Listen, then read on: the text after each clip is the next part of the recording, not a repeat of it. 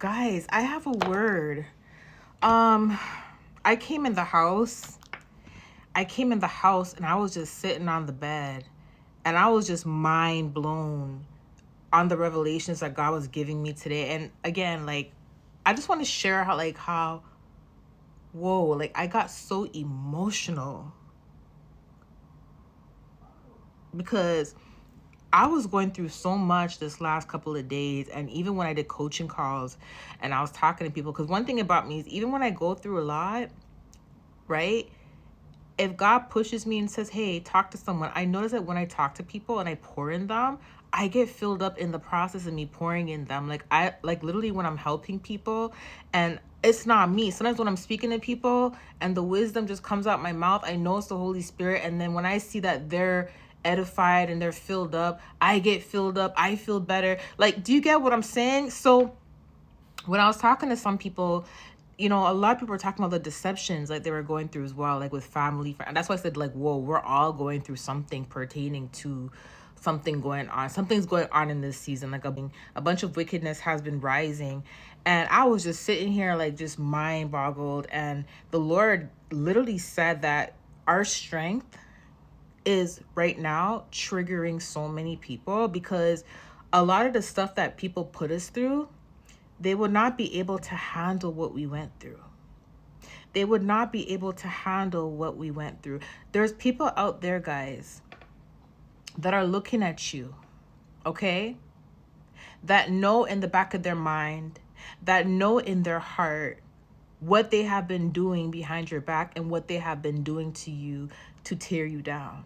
Whether it be slander, whether it be witchcraft, okay? Whether it be mockery, mocking your walk, mocking your calling, mocking the pain that you've been through, whether it be stealing, whether it be manipulation, whatever you're going through right now in this season and what you have went through in the past, that you have gotten through, what God has brought you through, whatever fire you had to walk through to be purified, right?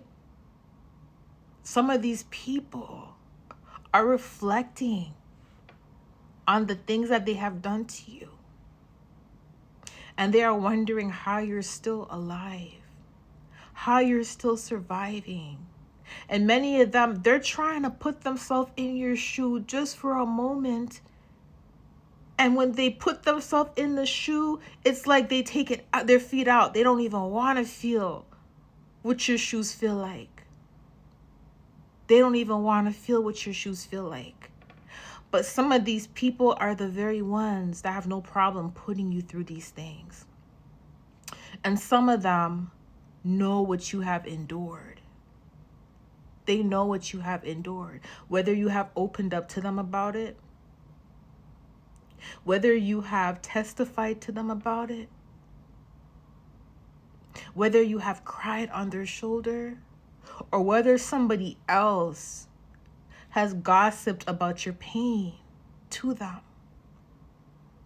They are aware of what you have to go through and what you had to go through.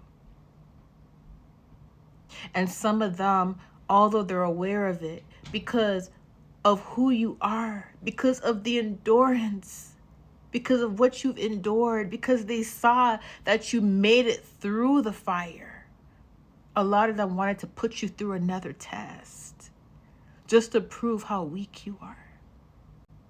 A lot of them heard about your testimony. A lot of them gossiped about your testimony. And a lot of them were the cause of the pain in your testimony. And every time you jumped over that hurdle, that obstacle, every time you walked through another test of the fire, right? You made it out alive. No different from how Daniel made it out the lion's den alive, right?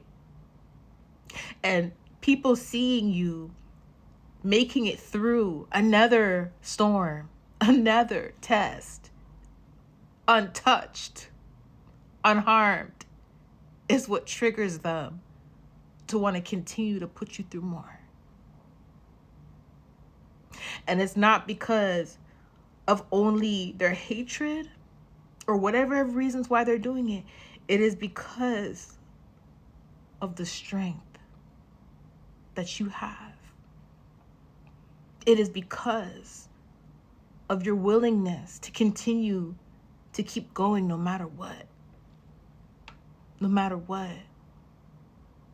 And they are hoping that the more tests you go through, the more pain they put you through, eventually you will break down.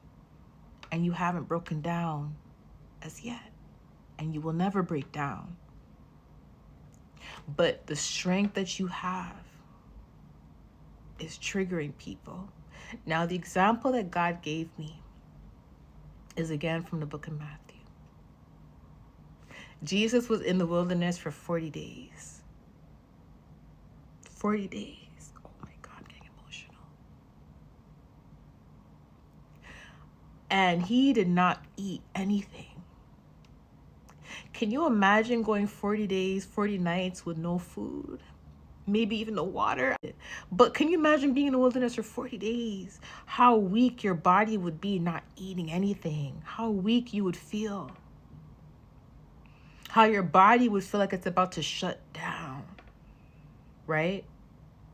Yet Jesus, he survived. He kept going. And no matter how much he felt like his body was shutting down, and he may have felt weak and it was hard for him, but he knows how to continue because of the strength from his Father. It was the strength of his Father, the strength of God, that allowed him to complete his fast. Right? The devil came in and tried to tempt him. And Jesus said, this is Matthew 4, verse 4. For it is written, Jesus answered, for it is written, man shall not live on bread alone, but on every word that comes from the mouth of God. So, bread, food, would give anybody some strength in a time of being starved and being hungry for so long. Don't you guys, as soon as you guys eat after a fast, you feel your energy come back like, whoa, I have energy. But Jesus, his energy, his strength came from the words that came from the mouth of God. The mouth of God.